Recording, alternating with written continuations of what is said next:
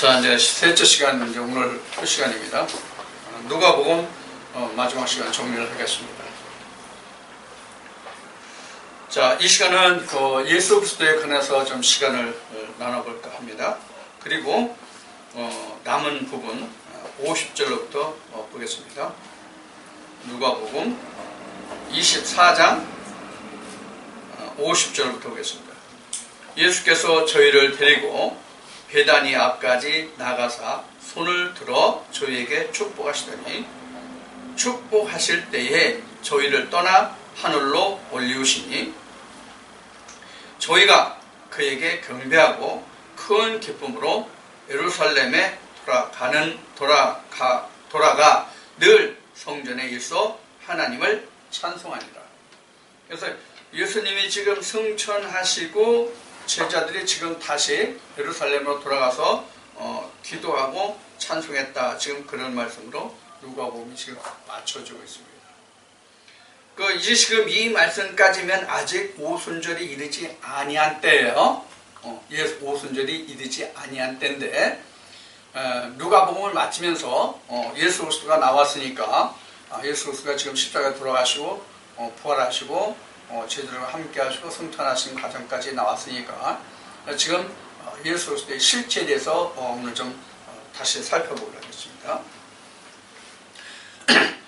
우리는 지금 신학계에서 지금 또 목회 현장에서 신학이 그러니까 목회 현장도 마찬가지죠. 신학이나 목회 현장에서는 예수 그리스도가 지금 몇 번 왔어요? 두 번. 응? 아니지. 신학이나 다시 질문할게요. 신학이나 네. 목회 현장에서는 네. 한 번 왔어요. 예수님이 몇 번 왔어요? 한 번. 한 번 왔어요. 네. 언제? 초림 때. 어제, 오늘? 아니, 2000년. 2000년 전에. 예수님을 지금 신학이나 목회 현장에서는, 신학이 그러니까 목회 현장에서 그런 거예요. 네. 신학이나 목회 현장에서는 예수 그리스도가 2000년에 한 번 온 것으로 우리는 생각을 하고 있어요. 그럼 예수 그리스도는 언제부터 있었어요? 창세 때. 창세전에. 창세 때부터, 창세전부터예요. 아버지 품속에 있었어요. 요한복음에 가면 나와요. 그래서 이제 예수님으로 보면은 이제 빛이잖아요. 예수님이. 그래서 빛이 맨 먼저 증거된 말씀이 어디 있어요? 그치요. 창세기 1장. 창세기 1장이죠. 네. 그 빛이 뭐예요, 원래는? 그치요. 빛의 근원이 원래는 창세기 1장 2절 3절에 가면 그 빛의 근원이 뭐예요? 창세기 1 펴주세요. 창세기 1장. 창세기 1장 2절에 보면 땅이 혼돈하고 공허하며 흑암이 깊음 위에 있고 하나님의 신은 수면에 운행하시니라 해서 여기서 하나님의 신이 나오죠. 이 하나님의 신이 히브리어로 뭐였죠? 오로. 신이 뭐예요? 루아흐. 그 다음에 3절에서 하나님이 가라사대 빛이 있으라 하심에 빛이 있었고 해서 이 빛이 바로 오르예요. 그러면 지금 루아흐가 지금 빛이 됐거든요. 루아흐가 빛이 됐거든요. 빛이 루아흐라는 증거는 요한복음에서 이제 요한복음 1장에서 이제 다시 시작을 할 때 하겠지만은 루아흐가 신인데 그 신이 요한복음에서 빛으로 증거하고 있거든요. 그 빛이 바로 뭐냐면 예수 그리스도란 말이에요. 그래서 예수 그리스도가 벌써 이미 창세 때에 있었다는 그 증거가 여기서 증거로서 예수님이 증거하신 거예요. 그래서 모세의 글에 이렇게 나온 거예요. 예수님 말씀하실 때. 응? 모세의 글과 선지자와 시편 말씀에 나에 관한 기록이라고 지금 지금 누가복음 24장 말미에 지금 거기 다 나왔잖아요. 자, 44절 말씀 다시 봐요. 누가복음 24장 44절. 또 이르시되 내가 너희와 함께 있을 때에 너희에게 말한 바 곧 모세와 율법과 선지자의 글과 시편에 나를 가리켜 이렇게 했죠. 그래서 모세의 글은 모세오경이에요. 시편이에요. 선지서예요. 그래서 이렇게 이제 누가가 기록을 하고 있는데 그래서 루아흐가 신인데 예수를 상징하고 예수를 상징하고 이것이 다시 뭐냐면 빛으로 그랬대요. 여기는 루아라는 것은 창세기 1장 2절에 되어 있고 빛이라는 것은 창세기 1장 3절에 기록된 거예요. 자, 이렇게 해서 예수님이 요한복음 1장 14절의 말씀을 따라서 말씀이 육신을 입고 오셨단 말이에요. 그래서 이렇게 오신 분이 바로 2000년 전 예수예요. 2000년 전 예수예요. 그러니까 지금 이사야 선지자가 가장 예수 그리스도가 동정녀 마리아에게서 날 것을 예언을 잘 해놓으셨잖아요. 이사야 선지자가 그 이사야서에 기록된 모든 것들은 다 이러한 모세 오경과 시편의 말씀을 통해서 기록해 놓은 거란 말이에요. 사실은 그보다 더 정확한 것은 모세 오경이죠. 내가 생각했을 때는 그 이사야 선지자 때에 그 시편이 어떻게 됐는지는 장담할 수가 없어요. 내 입장에서는. 자, 그래서 정확하게는 모세 오경을 통해서 사실 선지자들이 그때 중심으로 보았던 것은 바로 모세 오경이란 말이에요. 그리고 시편의 기록은 후에 언제 그 편집했는지 그 상태를 보면 그 이스라엘 백성들이 그 바벨론의 포로라든가 이런 시대까지 기록된 것을 보면 그보다 훨씬 선지서 후에 기록되고 편집됐다 이렇게 볼 수가 있어요. 전체를 다 망난 거니까 시편은. 그렇게 보면 지금 2000년 전에 예수 그리스도는 주로 모세 오경에서 이사야를 보고 예언했을 것이다. 이렇게 보는 것이 가장 더 타당하다고 저는 생각을 해요. 자, 그래서 어쨌든 예수 그리스도가 이렇게 해서 2000년에 오셨어요. 이사야 선지자 예언대로. 근데 예수의 오신 모습을 보면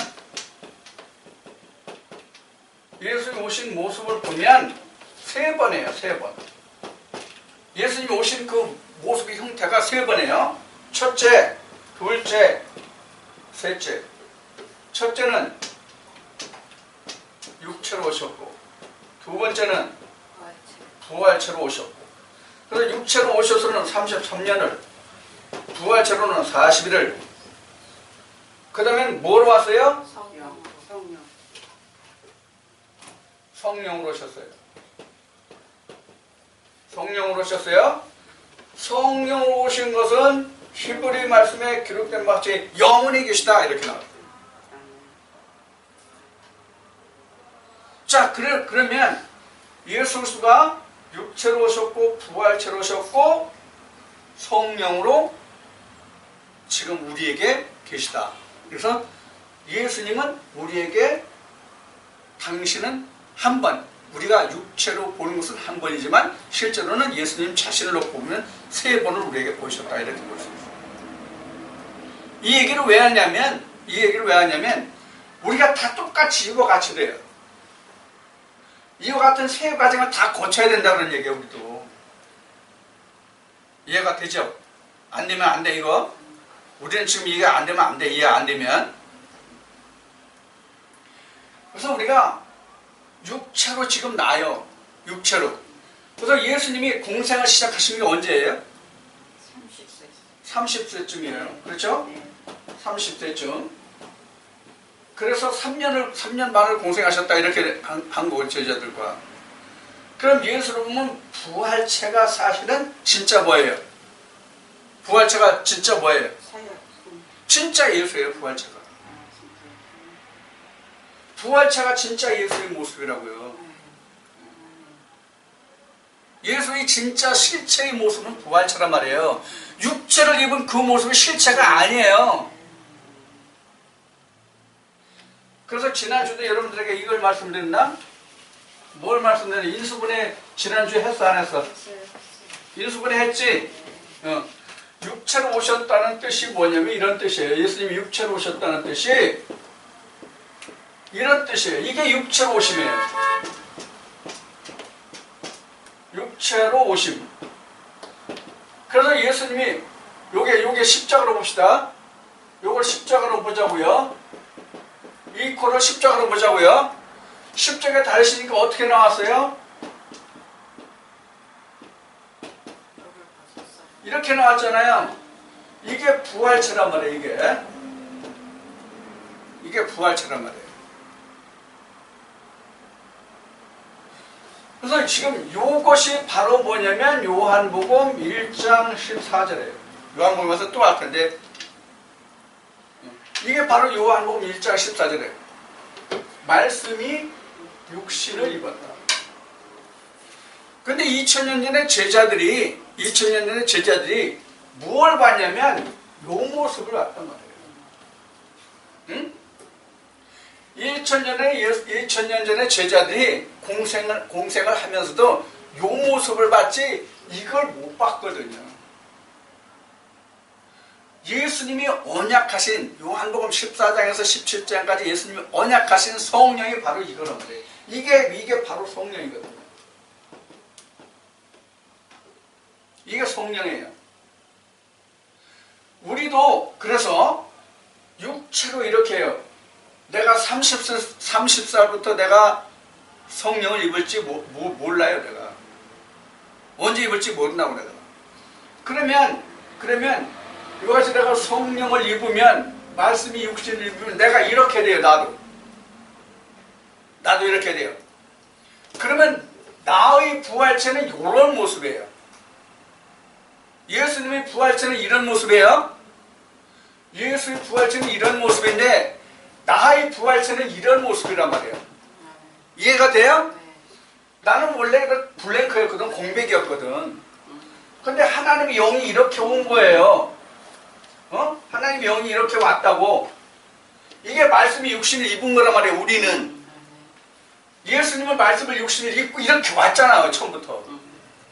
우리는 이런 상태에서 이렇게 됐단 말이에요.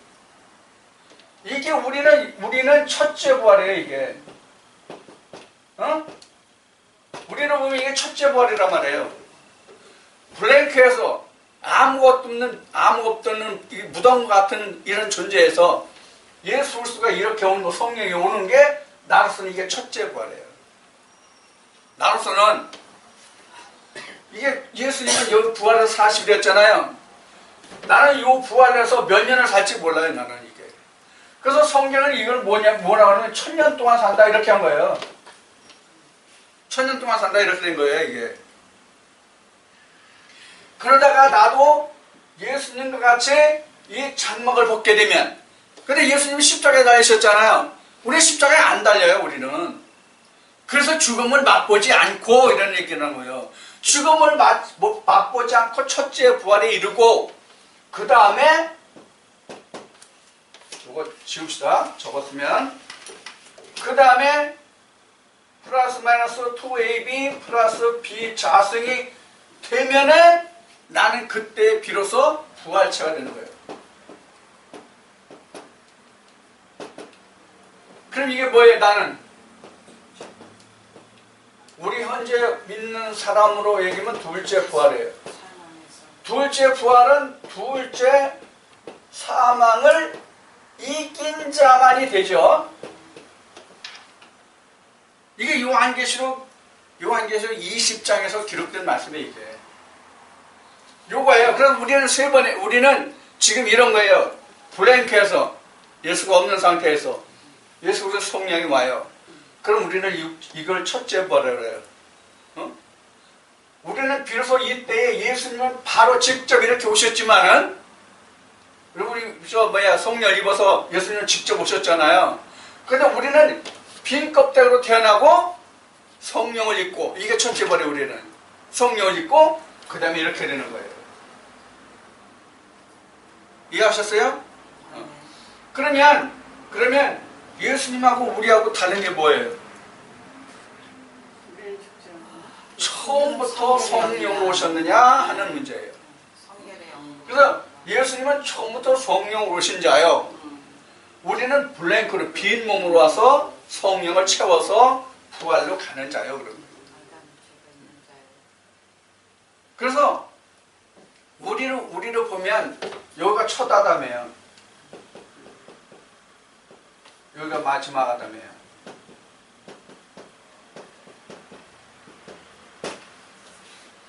그럼 우리도 똑같이 쇳대를 가죠. 그래서 성경은 모든 것이 다 쇳대라고 된 거예요. 자, 여기는 애굽이에요. 여기는 애굽이에요. 여기는 애굽이에요. 여기는 광야예요. 내가 이제 양육 받는 때예요. 여기서 몸을 벗으면 부활해요. 몸을 벗으면 부활해요. 이렇게 돼요. 그래서 우리는 첫째 부활, 둘째 부활 이렇게 된 거예요. 그러면 어디가 산 거예요, 사실은? 둘째 부활. 진짜 산 거 어디예요? 여기가 산 거예요, 진짜 산 거는.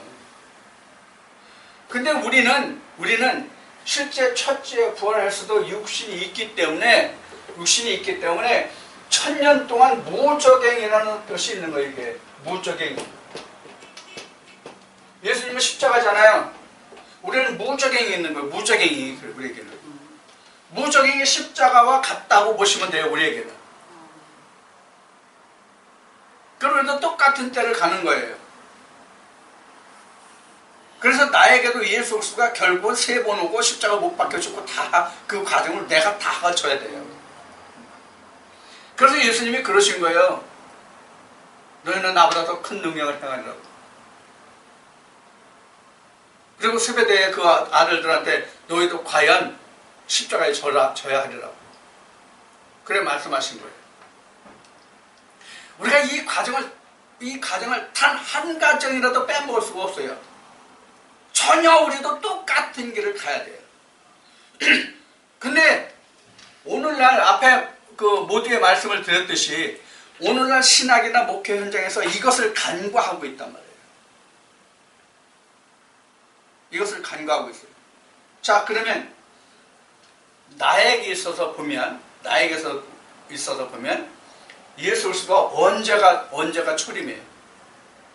예수 그리스도. 이게 지금 예수 그리스도 초림이에요. 나한테서는 여기가 예수 그리스도의 초림이에요. 여기가 재림이에요. 그래서 예수 그리스도가 재림하면 나와 함께 가는 거예요. 천국에.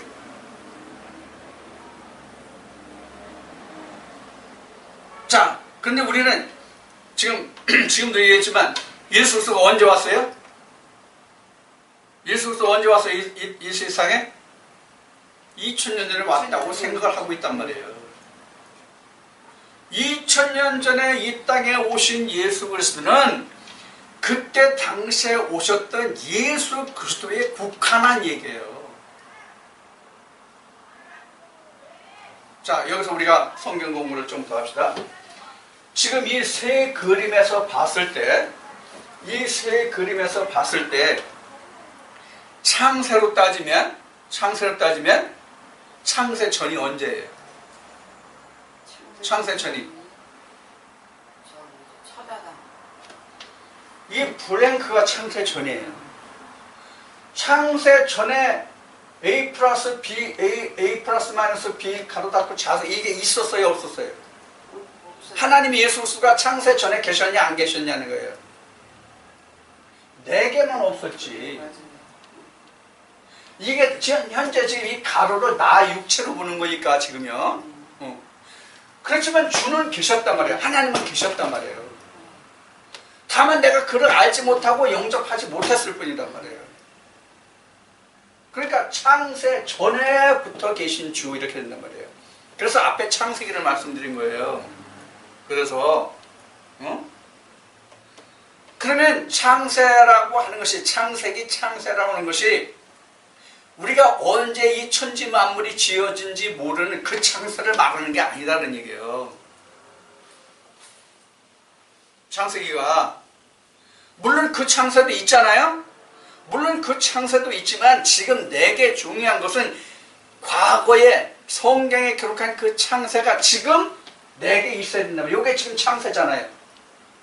예수 그리스도가 내게 초림을 오셔야 이게 창세가 되잖아요. 이게 창세잖아요.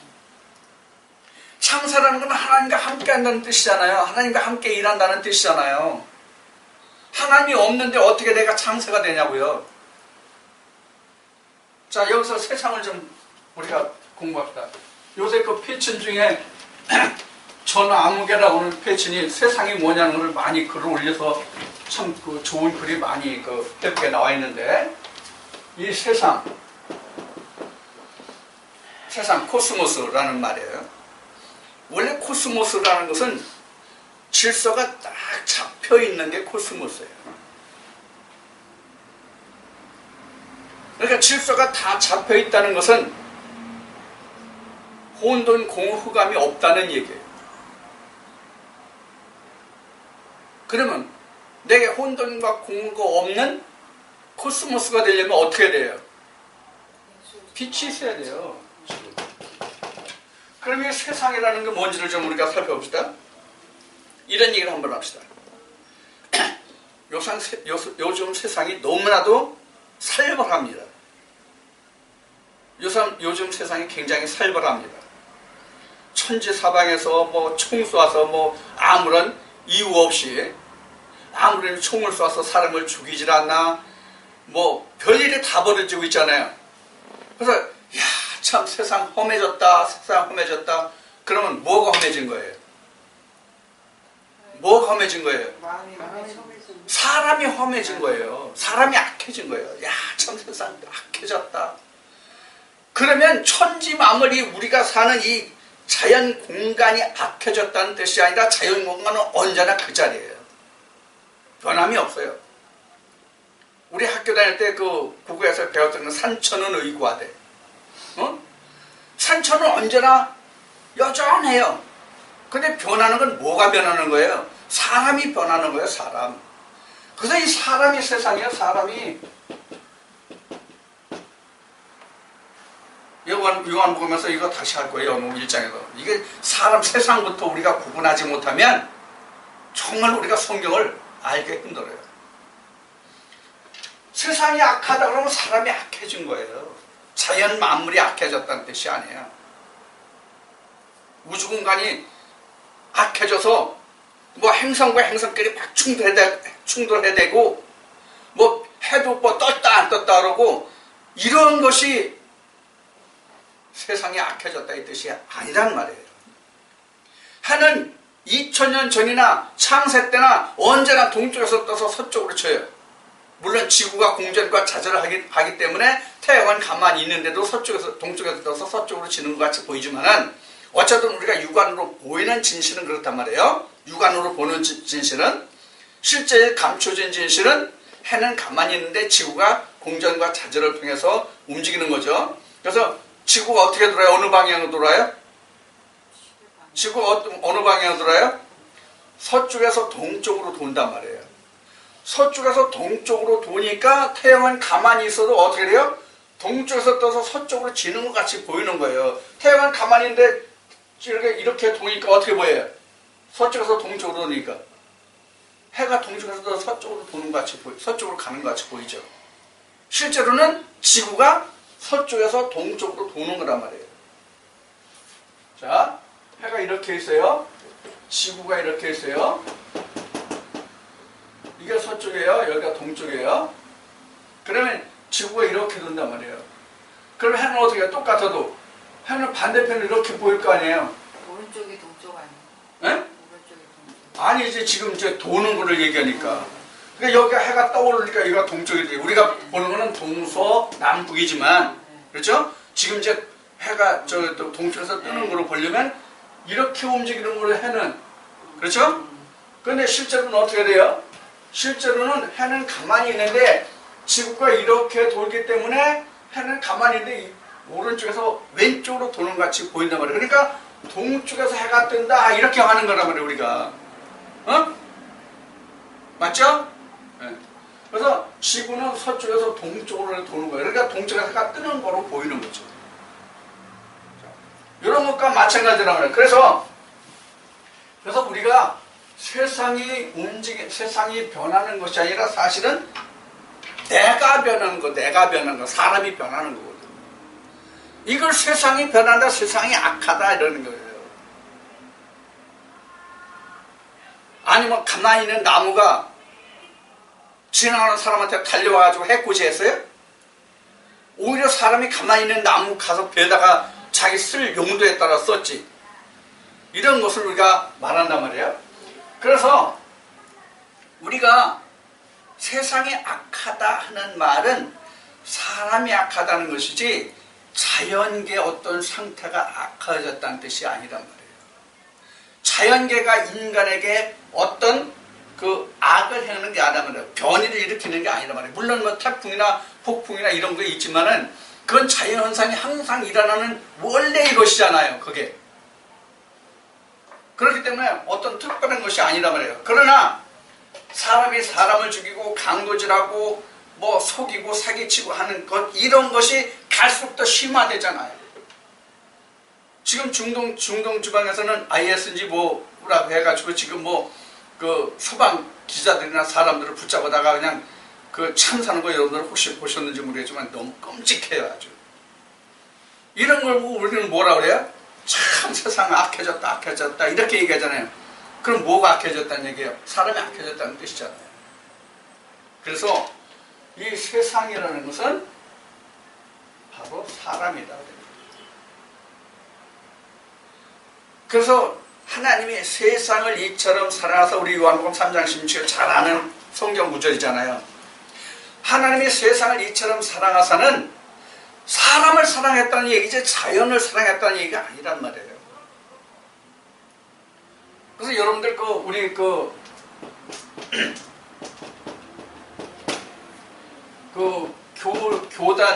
교단인지 뭐 교리 중인지 뭐 케노시스라는 단체가 있어요.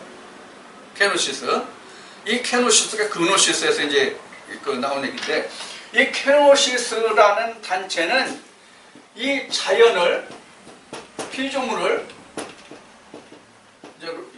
저 로마서 말씀에 보면 저 피조물들도 뭐 하나님의 아들들이 나타나기를 간과하는 것은 뭐 이런 말씀이 나오는데, 이 피조물을 갖다가 뭐라고 보냐면 이 케노시스에서는 자연계로 봐요. 그래서 자연계도 하나님의 아들들이 나타나기를 기다린다는 거야. 그게 아니에요. 그게 아니라 이 세상 사람을 얘기하는 거예요. 그래서 이 사람을 하나님이 사랑하사 누구를 주셨으니? 독생자를 주셨으니 그런 얘기예요. 독생자를 세상에 주셨으니, 즉 나로 보면 나예요. 모든 사람의 각자나. 그래서 하나님이 우리를 이처럼 사랑하사, 세상을 사랑하사 독생자를 주셨으니, 이게 바로 아까 여기 지워졌나? 말씀이 육신을 받다. 요한복음 1장 14절 여기네. 바로 이거거든요. 나를 사랑하사. 그래서 요게 바로 나한테 보면은 예수의 초림인데, 뭐로 온다? 지금은 성령으로 오십니다. 요걸 각자의 재림이라고 그래요. 각자의 재림. 이렇게 온 거를 각자의 재림이라고 그래요. 그러면 각자의 재림인데 사실 앞에 뭐라고 했어요? 이것이 나에게는 초림이다 그래요. 초림이다. 그리고 여기가 재림이에요. 아까 어디 갔어요? 여기 무적행이에요. 여기가 재림이에요. 내게는. 그럼 어떻게 돼요? 여기에 육체를 입고 있어서 그 실체를 모르지만 재림 때는 내가 그 실체를 다 아는 거예요. 드러나야 예수 그리스도의 실체. 요게 진짜 내게 있어서는 뭐라고 그랬어요? 여기에 들어간 둘째 부활인데, 둘째 부활은 이 뜻으로 봐서, 예수님의 뜻으로 봐서는 우리가 장막을 벗은 후가 되잖아요. 그런데 우리는 이것이 실제 장막을 벗지 않고 요 상태가 돼야 되기 때문에 우리에게 뭘 뒀다? 무적행을 뒀다. 그런 얘기를 한 거란 말이에요. 무적행을 그래서 뒀다. 그래서 무적행도 1000년이고 내가 예수의 재림과 함께하는 요 기간도 1000년이에요. 그래서 요 동안 1000년 동안 왕노릇 한다고 나온 것이 바로 요한계시록 20장이 바로 그런 뜻이거든요. 근데 내가 왕을 하는데 무적행에 마귀 사탄이 무적행에게 갇혀 있을 때만 내가 예수 그리스도와 함께 왕노릇 할 수 있어요. 그래서 지금은 내가 무적행과 함께 부활체가 된 불완전한 왕노릇을 하고 있다고 생각하시면 돼요. 사실은. 왜? 언제 무적행이 열릴지 모르거든. 언제 무적행이 열릴지 모르거든. 이 무적행이라는 것이 저번에도 설명을 드렸듯이 실제로 어떤 갖춰놓은 외형의 틀이 있는 갱이 아니란 말이에요. 그냥 오픈된 갱이란 말이에요. 열려진 갱이에요. 그러니까 언제든지 나올 수 있어요. 근데 무적행 열쇠를 누가 가지고 있어? 무적행 열쇠를 누가 가지고 있어? 이분이 가지고 있어, 이분이. 이분이 가지고 있어. 지금 이분이 뭐예요? 말씀이잖아요. 그래서 내가 말씀에서 떠나면 무적행이 항상 열려. 그래서 완전히 옛뱀이 마귀 사탄을 무적행에게 가두고 있을 때만 내가 예수 그리스도와 왕 못해요. 그렇지 않으면 불안한 동거를 하는 거지. 이러한 상태예요. 그래서 앞에 말씀드렸듯이 예수님이 육체로 오시고 부활체로 40일을 계시고 3번에 성령으로 오셨다 이렇게 얘기했잖아요. 그래서 예수님이 3번 이 세상에 오셨다 이렇게 말씀을 드렸죠. 이 성령이 내게 이렇게 올 때가 초림이라는 거예요. 응? 이해하셨죠? 다 반복해서 말씀드린 거예요. 성령이 3번째 오신 성령이 내게 이렇게 오실 때가 나는 초림이란 말이에요. 그러니까 누구든지 예수의 초림, 재림이 다 있어야 된다는 얘기예요. 이 말씀을 통해서 여러분들에게 말씀드리고자 하는 것은 그래서 다시 오실 예수가 성령이란 말이에요. 요것도 아니고 요것도 아니고 요거란 말이에요. 다시 오실 예수가 다시 오겠다고 하는 예수가 예수님이 말씀하신 다시 오신다고 하신 예수가 성령으로 오시겠다 그런 얘기란 말이에요. 내 이름은 성령을 보내야겠다고 말씀하셨잖아요. 예수님이. 그럼 내 이름으로 보내면 예수님이 내 이름으로 그랬으니까 누구 이름이에요? 예수 이름이잖아요. 예수의 이름으로 오면 누구예요? 예수이지. 이게 바로 말씀이 육신을 입는 거란 말이에요. 성령이 말씀이 육신을 입는 거란 말이에요. 자, 그러면 지금까지 말씀드린 바와 같이 예수 그리스도가 내게 말씀으로 초림으로 와요. 그리고 요 초림의 상태에서 둘째 사망을 이기면 이렇게 돼요. 둘째 사망을 이기면 이렇게 돼요. 둘째 사망의 이름이 이렇게 되는 게 아니라 둘째 사망을 이기면 이렇게 돼요. 둘째 사망을 이겼다고 하는 것은 무적행의 모든 원수 마귀 사탄을 가두었다는 얘기지 이것을 완전히 멸했다는 뜻이 아니란 말이에요. 그러니까 나는 뭐가 아직 남았어요? 무적행을 멸할 일이 한 가지 남았잖아요. 이게 예수 그리스도가 십자가에서 죽으신 것과 같이 나도 이 무적행을 멸할 날이 언제예요? 장막 벗을 때. 그래서 그때에 장막 벗을 때 요것만 남는 요 과정이 하나 남았다 그런 얘기예요. 다만 지금 우리가 완전히 이렇게 예수 그리스도의 실체를 받은 자들은 사실 이 무적행 속에 있는 옛뱀 마귀 사탄이 활동을 못합니다. 사실. 나 같은 경우로 보면 그래요. 성경이 이렇게 기록되어 있지만 실제로 내가 부활한 상태의 예수를 알게 되면 즉 성령의 온전히 드러나게 되면 무적행에 있는 이 옛뱀 마귀 사탄이 역사를 못해요. 근데 있다는 것은 우리가 염두에 둬야 돼요. 항상. 그래서 바울이 증거한 게 뭐예요? 내가 매일 죽는다. 이게 십자가란 말이에요. 이 무적행에 있는 옛뱀 마귀 사탄이 나에겐 십자가란 말이에요. 십자가란 뜻이 뭐예요? 세상은 죽고 예수는 살고예요. 이게 십자가의 의미예요. 원래 의미는 나는 죽고 예수는 살고가 세상은 죽고 세상은 멸하고 예수는 살고예요. 그런 뜻이 십자가예요. 그런데 아직은 우리가 육체가 있기 때문에 십자가를 지고 있지 십자가를 완성하지 못했단 말이에요. 영적으로만 내가 지금 부활체를 가지고 있는 거예요. 이거 잘 기억해 주셔야 됩니다. 그래야만 내가 믿음에 실패하지 않습니다. 그래서 사도바울이 또 이렇게 얘기한 거예요. 섰다 하면 넘어진다. 내가 섰다 하면 넘어진다. 내가 다 됐다고 생각하면 넘어진다. 그래서 바울 얘기를 앞에 그 얘기했듯이 나는 매일 십자가 밑에 죽노라.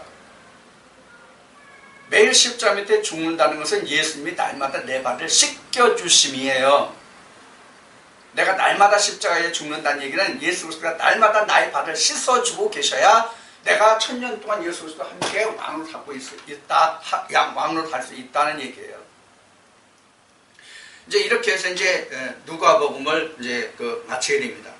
항상 그런데 예수님은 누가복음 24장까지 있어서 24장에 예수의 재림은 여기에 기록되어 있지 않다고 말씀을 드렸어요.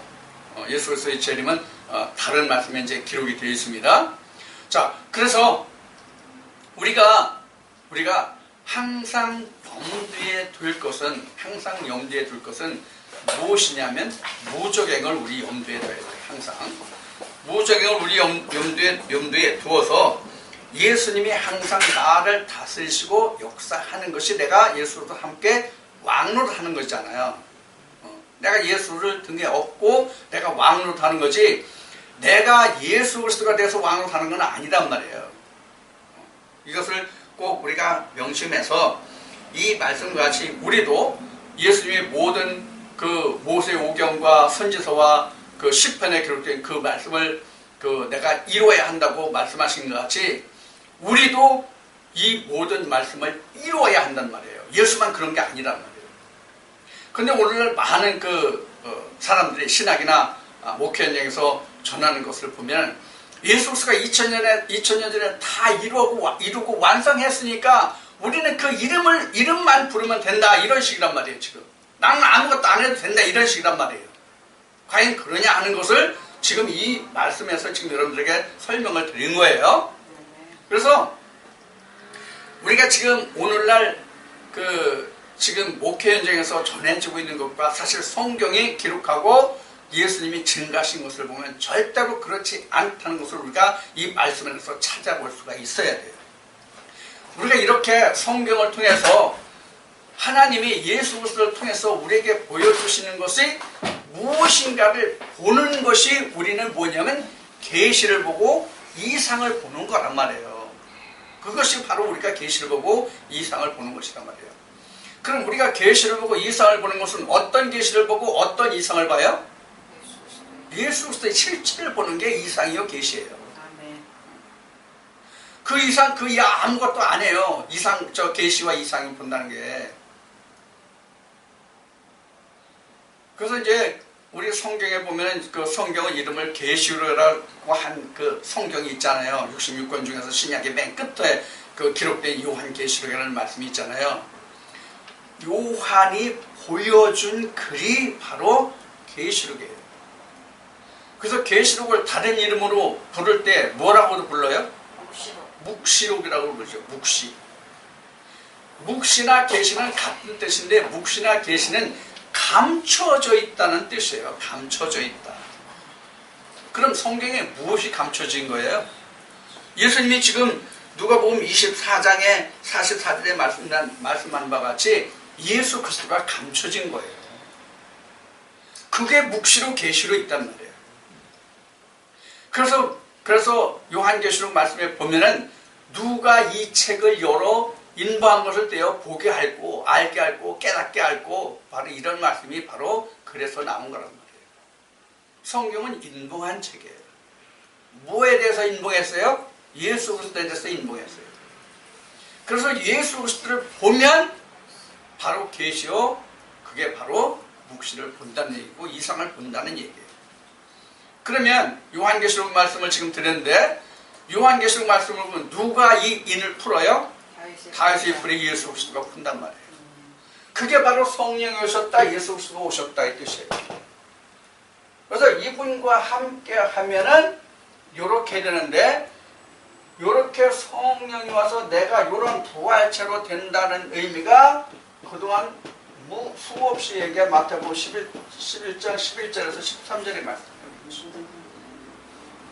이게 완성이에요, 이게. 요한 마태복음 11장 11절 13절에 요 말씀이 바로 완성편이에요. 이게 완성됐다는 얘기예요. 그게 이렇게 됐다는 얘기예요.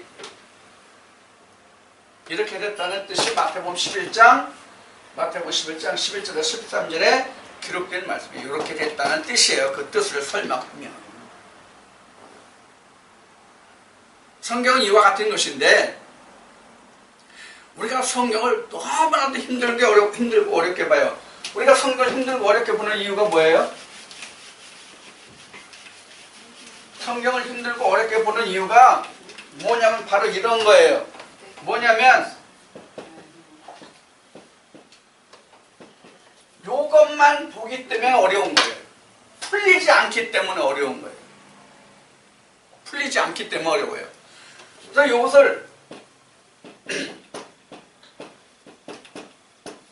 요것을 풀면 천국의 서기관이 된 거거든요. 이렇게 답이 나오면 천국의 서기관이 된 거거든요. 그래서 천국의 서기관 된 자마다 옛것과 새것을 이렇게 나온 거거든요. 옛것과 새것을 천국의 서기관 된 자마다요. 바리새인의 서기관이 아니에요. 바리새인의 서기관 된 자마다가 아니라 천국의 서기관 된 자는 옛것과 새것을 마치 어디에서? 자기 곳간에서 꺼내온 것과 같다는 얘기예요. 그러면 요 의미는 뭐냐? 율법으로 온 거예요. 아직 껍질이 까지지 않았잖아요. 그럼 요건 뭐예요? 알곡이에요. 그럼 세상의 농부들을 보면 지금 한창 가을철은 이제 추수철인데 세상의 농부를 보면 율법과 이 알곡 여기 놓고 보면 세상에서는 어떤 게 알곡이에요? 지금 세상으로 보면 율법의 알곡이에요. 세상으로 보면 성경과 세상이 틀려요. 그래서 마태복음 10장에서 알곡과 죽정이 얘기가 나오는데 알곡과 죽정이 얘기가 나오는데 성경에서 알곡은 이게 알곡이에요. 이거 알곡 아니에요. 세상은 이게 알곡이죠. 그래서 성경에서 알곡은 뭐냐면 탈곡까지를 끝낸 방앗간에까지 들려온 거예요. 방앗간에까지 들려야 쭉저희가 혹시 덜 익은 것이 거기 들어갔을지라도 어떻게 돼요? 다 걸러져 나오잖아요. 방앗간에 들리면 반죽정이 같은 거 다 걸려져 나오잖아요. 쌀에 같은 거 다 걸려 나오잖아요. 돌도 고르고 그렇죠? 요 사이에는 삭발기가 있어서 삭발기로 돌도 다 걸려 나오잖아요. 그 과정까지를 끝나야 알곡이에요. 그러니까 알곡, 즉 방앗간까지 들려서 내가 하나님 창고에 들어가서 하나님 양식이 되는 거예요. 그러니까 예수 그리스도는 먹는 거예요. 그래서 예수 그리스도는 먹는 거라 항상. 그럼 예수님이 실제로는 뭘 드실까요? 여기 생선인데 이 생선이 뭘 의미하는 걸까요? 생선이 내가 되면 돼요. 내가. 하나님은 나로 인해서 사시고 나는 하나님을 인해서 사는 거예요. 그래서 내가 내 안에 들어가면 더불어 먹는다 이렇게 말씀하신 거란 말이에요. 그래서 공생이죠. 공생. 따지면 공생이잖아요. 자, 공생이라는 같이 산다는 뜻이 원래 공생이잖아요. 함께 산다 공생. 예수는 죽고 나만 살면 공생이 아니에요. 예수는 살고 내가 죽어도 공생이 아니에요. 나도 살고 예수도 살아야 공생이에요. 그렇죠? 네, 그걸 공생이라고. 그러니까 이렇게 돼야 공생이에요. 요것도 살고 요것도 살아야 공생이란 말이에요. 이건 나고 이건 예수 그리스도잖아요. 근데 내가 요렇게 오는 거잖아요. 그렇죠? 나의 답이 이거, 예수 그리스도의 답이 이거. 그렇죠? 요렇게 되는 거란 말이에요. 자, 그래서 이제 우리가 하나님을 믿는다, 교회 다닌다, 이런 얘기는 바로 무엇이냐면 내가 성령으로 예수 그리스도를 입어서, 즉 말씀이 육신을 입어서 내가 부활로 나옵니다. 그래서 세상으로 얘기하면 이렇게 되면 알맹이가 있기 때문에 알곡이라고 얘기하지만 알곡이라고 세상적으로는 이게 알곡이지만은 성경적으로는 이게 알곡이다. 이건 알곡이 아니다. 성경적으로는 그런 얘기예요. 이게 바로 무슨 말이냐면 요 얘기예요. 똑같이 마태복음 11장 요 말씀이에요. 똑같이. 자, 이제 이렇게 해서 이제 그 누가복음 말씀까지를 다 마치려고 합니다. 다음 토요일부터는 요한복음으로 들어가는데 요한복음으로 들어가면 진짜 지금까지 했던 이 말씀들이 다시 한번 정리될 겁니다. 그러면 그동안 창세기에서부터 지금 누가복음까지 거쳐온 모든 말씀들이 요한복음에서 다시 한번 아마 정리될 수 있는 그런 말씀이 될 것입니다. 그러면 여러분들이 이제 말씀의 깊이가 한층 깊어질 것입니다. 이렇게 말씀이 깊어져야만 내가 이러한 상태예요. 이러한 상태. 그것을 여러분들 꼭 명심하시고 시간은 짧은 시간에 우리가 말씀을 했지만 많은 말씀들을 여러분들의 신비에 새겨두시는 그런 말씀이 되기를 축원드립니다.